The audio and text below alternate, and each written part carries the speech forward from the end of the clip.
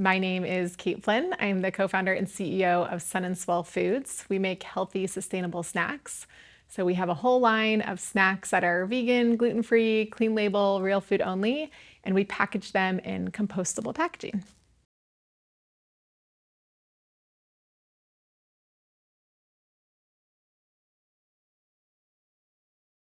We're a startup, like a younger company. We don't have massive R&D budgets to do years of testing like a lot of bigger companies do. So our R&D and testing usually happens in the field.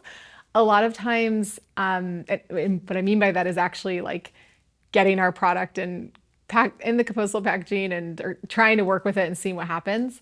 One of the biggest challenge, honestly, is that it just compostable packaging with CPG products, food CPG, there's hasn't really been done a lot before. So one of the challenges is there's not a lot of people to learn from who've already done it. So we're trying to learn everything ourselves.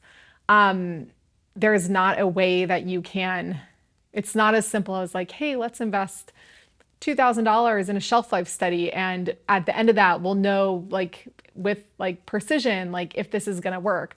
A lot of it's testing real time, actually figuring things out and not even knowing like how much it's going to cost until you're actually doing it. So a simple example would be for like running our packaging, running our product on a machine. Not a lot of machines have worked with compostable packaging, like to package bars, which is one of the products we run on Compostable. And we had to like learn from just actually doing it, what was going to work, what wasn't going to work by testing all these different types of packaging and all those things. So it's just really like real-time learning for us.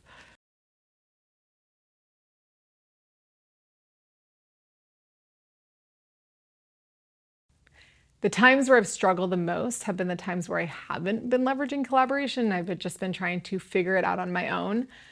My mentality as a founder is if there's a will, there's a way.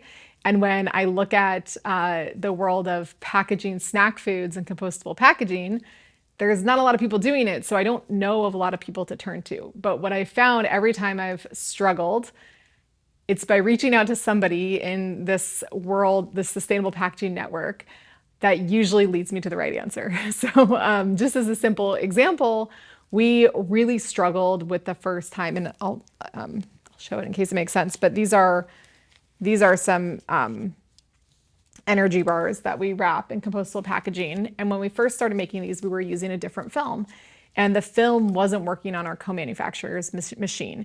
And it was just, we felt so defeated. Like there was just nothing we could possibly do because we're not machine experts, and the co-manufacturer didn't know what to do because they've never worked with compostable packaging before. They've only worked with plastic. And in that moment, I called one of Jean from Elk Packaging, who is, I know, very much a pillar in this world. And she ultimately like helped us find the answer. And that's actually, she's, because of her, we're now in a film that actually works on our bars. So yeah, usually going it alone doesn't work, but collaborating is like what gets me to where I need to go.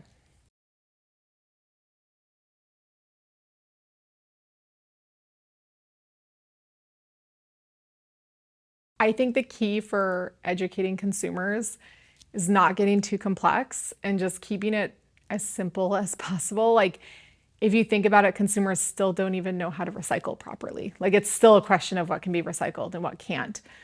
So when we try to communicate with consumers how to think about compostable packaging, we try to keep it as simple as possible. We love the analogy that a compostable wrapper is like a banana peel.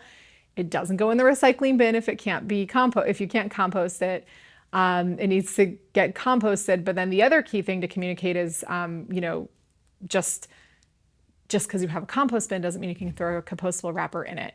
So we try to focus on like the basics of it either goes in the trash or the compost bin. And if you're throwing it in a compost bin, check with your local municipality that they actually take compostable wrappers.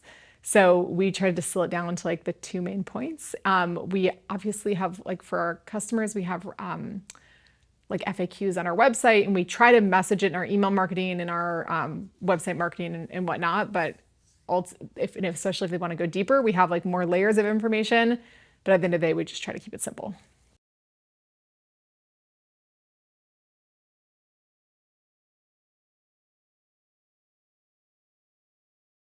I feel like as a consumer brand who's using compostable packaging, our responsibility is to understand the current limitations, and within the current limitations, do our job at the best job we can at trying to make sure that wrappers end up in the right place.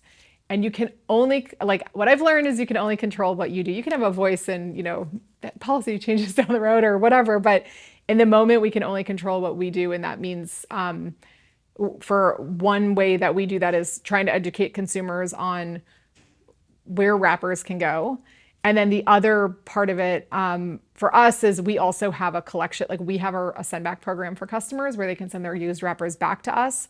And we have a compost facility that we compost the wrappers, that partners with us to compost the wrappers. So that allows us to say like, hey, if you don't know how to dispose of these things, like we have an easy solution for you. And it's not the perfect solution, but it's a solution. And that's kind of where, as a leader of a consumer brand, I just want to be able to provide an option. And that's where we've ended up right now.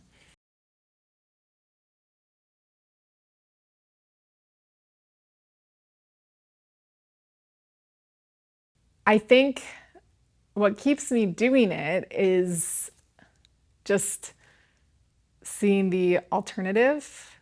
Oh my gosh, I always get emotional when I talk about this piece. What keeps me optimistic is honestly coming to events like this, like in those moments, those pockets of my months, weeks, years where I'm surrounded by other people working towards the same thing. I think when you go back to, like, when I go back home and I'm just kind of working on my company, it does feel very isolated sometimes, like, because you look around and you're like 99, at least, in the snack food industry I'm in, you look around and 99% of people or other companies out there aren't doing it. A lot of consumers aren't even asking for it. So it kind of can feel like, am I the only one who cares about this in moments? But then when you come to events like the BPI Summit or other groups where you are like, no, there's other people out who care and who are doing so much. I think the reason I feel like it needs to keep happening is because you just look around, like, it's the problem is just so big. Like, it's like the fact that, because I have 2 little kids, so I'm buying them snacks all the time, and they eat a lot of our snacks, but we also have to buy other snacks. And it's like, I literally will give them this tiny little thing and then throw out all these plastic wrappers, and you're like, there has to be a better way than this, and there is a better way. And if there aren't brands like us trying to push the ball forward and make a difference, like, ultimately, like, nobody in the industry is ever going to do it. So